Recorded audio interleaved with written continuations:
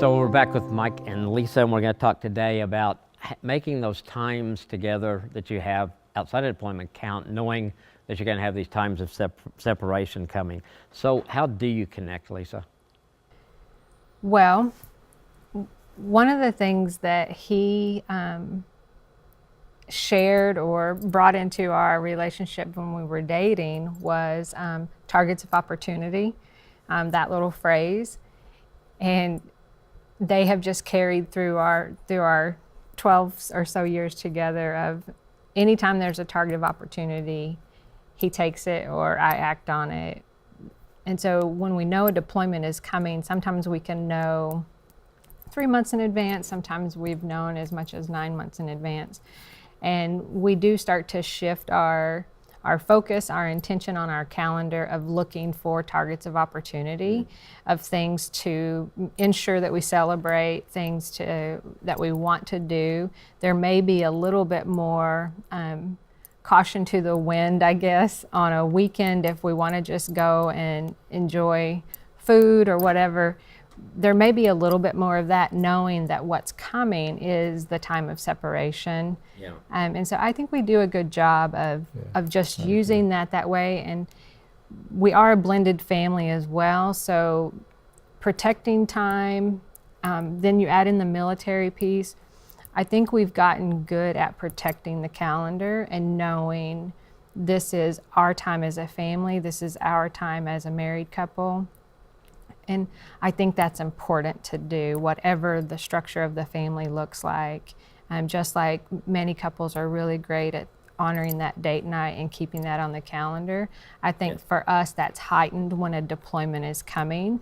We almost to a fault can seclude in too, but there's purpose in that for us because there's things we need to discuss. There's hard things we have to discuss in preparing for that. So that's how we connect, is we make sure that we are strong and we are focused as we head into a long-term separation.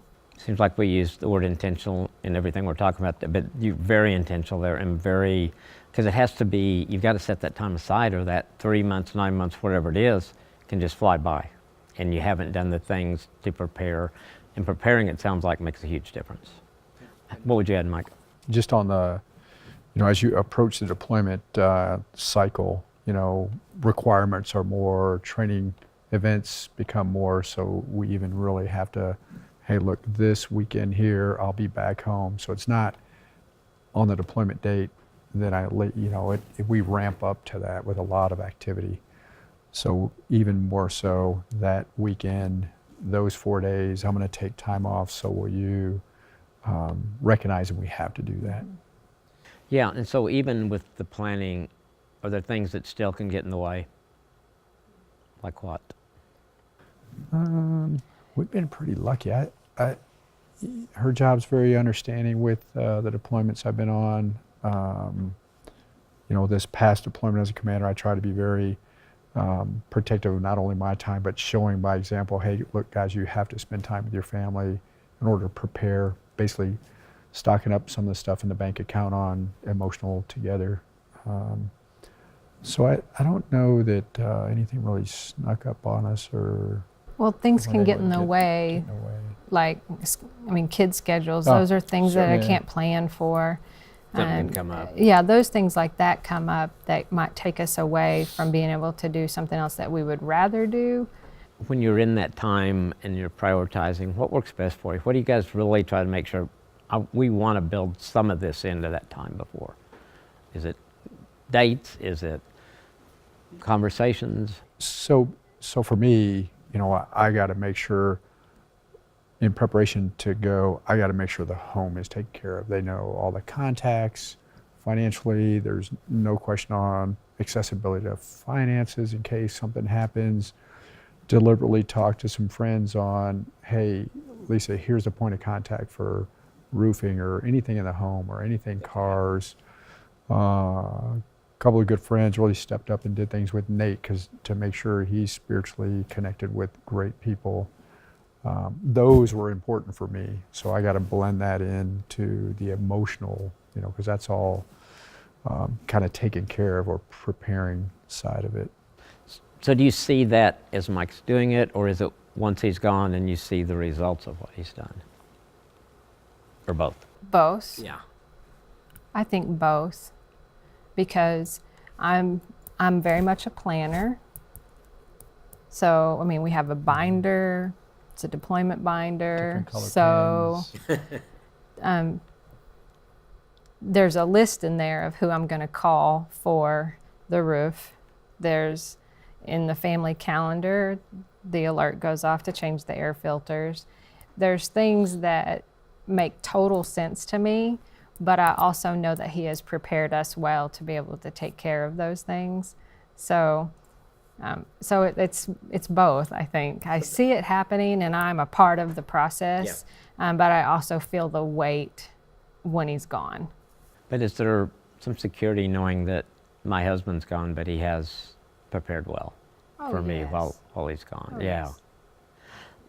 So how do you deal with the knowledge the deployment's going to happen? Like when Mike did second deployment, you knew there was going to be a third deployment, right? You just, for a while, didn't know when that was going to be.